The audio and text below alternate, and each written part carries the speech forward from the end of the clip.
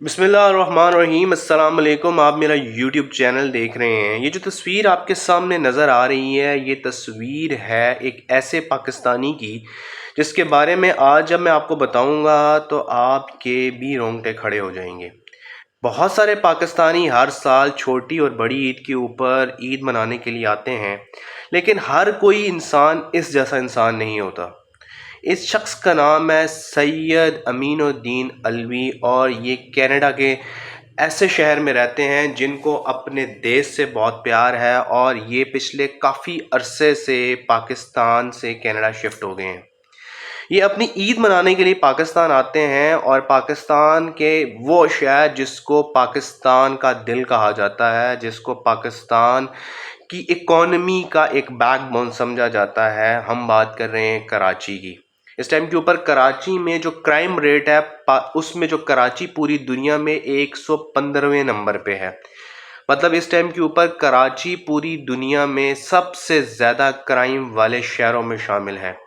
अब क्राइम भी ऐसा और ऐसे शख्स के साथ जो एक ऐसा खुदा तर्स इंसान है जिसने सिर्फ और सिर्फ अपना नहीं सोचा, जिसने ये नहीं सोचा कि वो सिर्फ अपना सोचेगा, ईद मनाएगा और वापस चला जाएगा। इस शख्स को उस टाइम के ऊपर मार दिया गया कराची में जब ये कुछ भी नहीं कर रहा था, ये किसी की चोरी नहीं कर रहा था, किसी के पैसे नहीं चुरा रहा था, अपने मुल्क को कोई नुकसान नहीं पहुंचा रहा था, अपने मुल्क का फ़ायदा सोच रहा था, अपने मुल्क में रहने वालों का फ़ायदा सोच रहा था।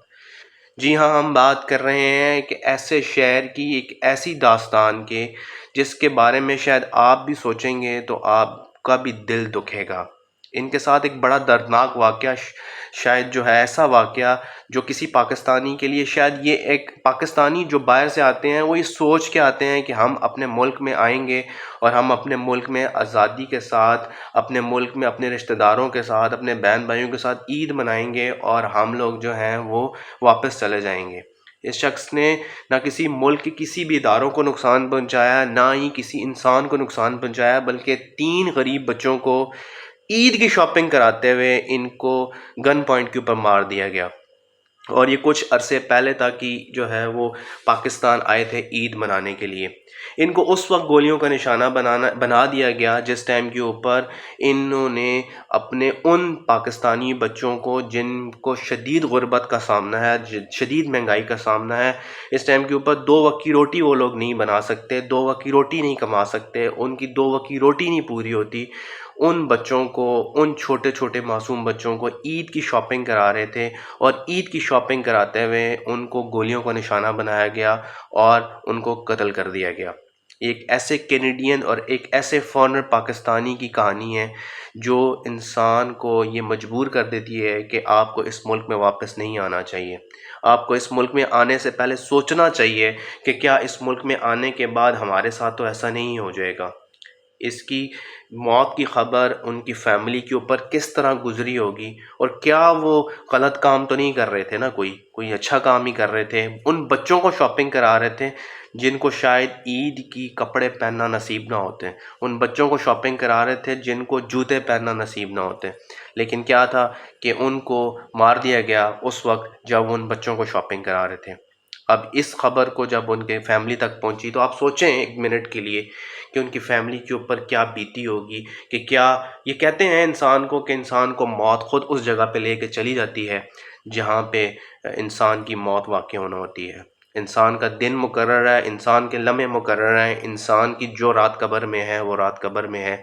लेकिन ये जो है, जो ख़बर है, शायद उन तमाम फॉरेनर्स के लिए, उन तमाम पाकिस्तानियों के लिए जो बाहर रह रहे हैं, क्या वो कभी इस शहर में आएंगे? क्या वो ईद मनाने के लिए आएंगे इस शहर में?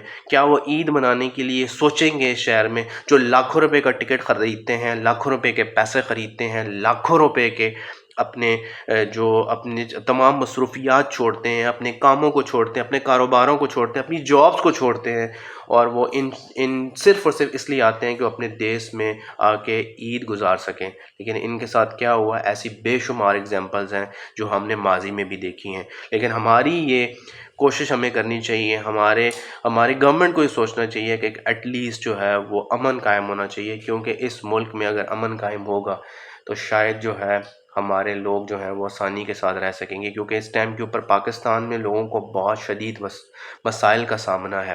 اگر یہ مسائل ختم نہ کیے گئے تو شاید ان کے لیے اگلے کچھ عرصے میں رہنا مشکل ہو جائے گا۔